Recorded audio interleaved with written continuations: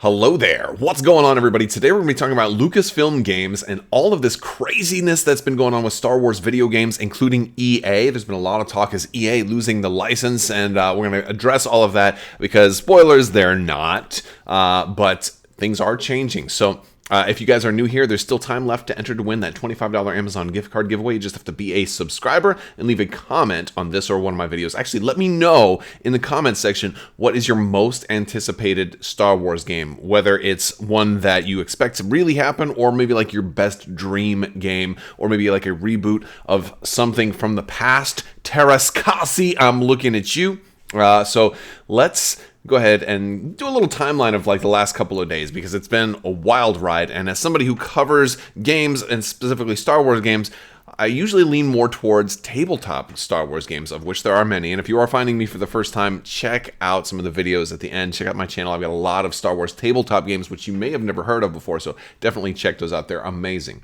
But I also like Star Wars video games. I've been enjoying Star Wars Squadrons as the most recent entry into the Star Wars video game world lately, and I'm really excited for more because that's the number one complaint among Star Wars and gamers is that there's not enough Star Wars video games, especially quality versions of such titles. So this kind of all started back on January 11th. Lucasfilm Games put out this sizzle reel, kind of showcasing some videos of a lot of the older Star Wars games over the last few years up until present. Things like Star Wars: The Sims, Battlefront 2, Squadrons, Fallen Order, and some of the mobile stuff as well. And it was a nice little thing, but basically they said, hey, there's a new year, new look, and they kind of went with the classic, or I'd say the more nicer Lucasfilm logo, kind of rebranded into Lucasfilm Games. Now, a lot of people were like, wait, what does this mean? What does this mean?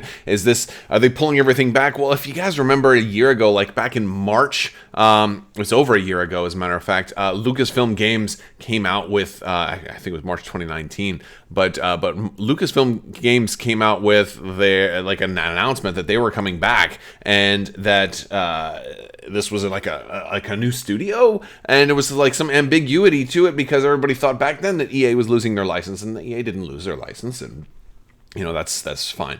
But a lot of people were wondering, well, what's going to happen? Are they going to reconsider the license? And it's starting to look like, at least when this happens, that a lot of people thought EA is losing their license. This is the first step.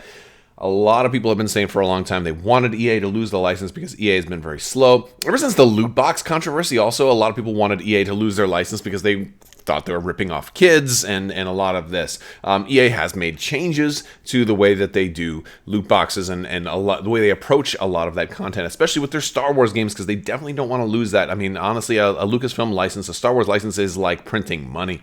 And I mean, who wouldn't want to do that? I would start making games for Lucasfilm if they gave me a license. I don't even know the first thing about video games. It'd be like a Hello World program. I'm like, do you want to have a lightsaber? Type yes or no. And if you type no, the game closes down. And if you type yes, then it shows a graphic of you waving it and you won. And it would be a gold mine. But no. So this was a big story until the very, very next day when all of a sudden Bethesda shares an Indiana Jones game, and you're like, wait a second, at least a little Indiana Jones kind of spoiler CGI type of a little movie, and everyone went, oh, that's what it was about. Because a lot of people were saying, no, all they're really saying is that this is just the new logo for Lucasfilm Games, and doesn't have anything to do with EA or whatever. And then we realized, oh, wait, Lucasfilm is more than just Star Wars, aren't they? They're also Indiana Jones and other IPs like Willow, for example. Heck, Lucasfilm Games used to make Parrot Island, or Monkey Island, rather. It's like their Escape from Monkey Island. Do you guys remember that? Old school, right? That's a deep cut for some of you. But yeah, Bethesda's apparently working on an Indiana Jones game, and that sounds pretty cool. I'm kind of excited about that. I'd love to see an Indiana Jones game. While that's not my favorite IP, I would definitely be interested in checking it out. And that was what everybody was thinking. Okay, EA is fine, EA is safe. And then all of a sudden, Ubisoft and Ubimassive, they are working with Lucasfilm Games to develop a brand new story-driven open-world Star Wars adventure. I literally just said we need a new open-world Star Wars game, right? So, and of course, this was earlier today. And the story doesn't end here, by the way. But this is big news because open world Star Wars is what I've been wanting so long. Look, you guys remember 1313, right? Like, that was supposed to be kind of an open world Star Wars game, and this was like, it was in development, it was close to being finished before Disney bought and then said, look, we need to change everything. That all went away. 1313 is kind of like, and it looked like it was going to be awesome too. It looked like it was going to be really good. Personally, one of my favorite games of the Lucasfilm era was the Force Unleashed series. I really loved the Force Unleashed. I mean, the Jedi Knight games were awesome too. I didn't play a lot of the original X-Wing and TIE Fighter games, but a lot of the open world games have really captured my heart lately. Specifically, if we're getting away from Star Wars, specifically, like open world games like Grand Theft Auto have been really, really popular, Red Dead Redemption, but I really fell in love with Cyberpunk 2077. While it's a little of a different formula, it's not as truly open world as some of the other games are. It still has a beautiful open world with a lot of choices for the story once you get past the technical glitches that surrounded launch. I really, really love those branching deep storylines that you can get into, and I've been doing more of that lately, and it gets me kind of excited on what direction they might go. Ubisoft has, as a company, has made a lot of people wondering if it's going to be some type of Assassin's Creed or like a Jedi's Creed or Sith's Creed or something like that. So there's a lot of potential for what this might be, and what a lot of people are wondering it's going to be. But everybody went from saying, "Oh, EA is losing their license," to it being Indiana Jones, and be like, "Oh, EA is not losing their license. And EA was never going to lose the license."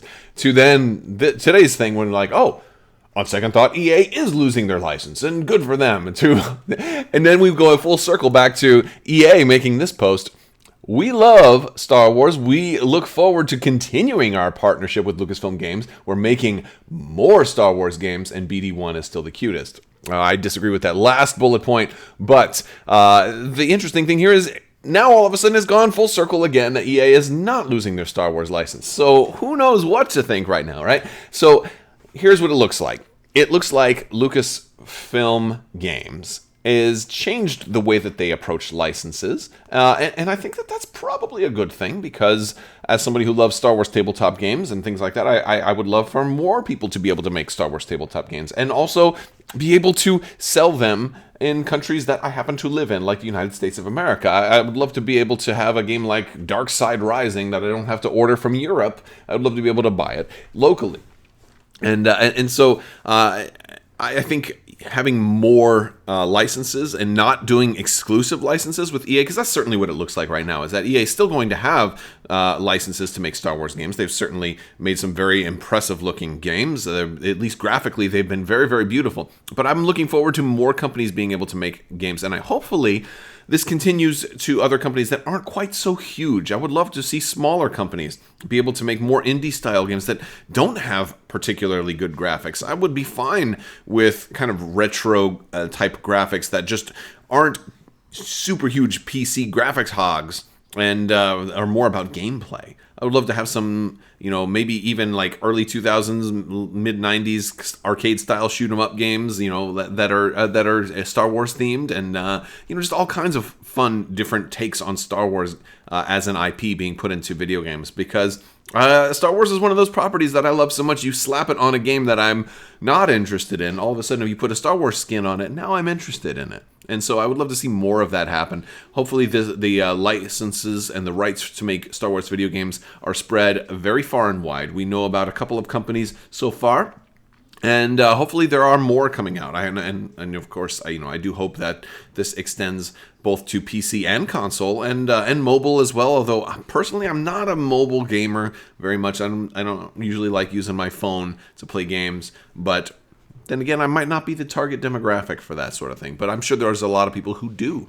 But it does make me kind of want to also talk about like the future of games. Do you think that they will bring back Star Wars 1313? Do you think that they will, focus more on, some of the new rights? Do you think the High Republic will get a new game? Do you think it's going to be big enough? I think it's a little early to know that for sure, but I think The Mandalorian's proven that it's got tremendous success, and I think that's going to inspire games.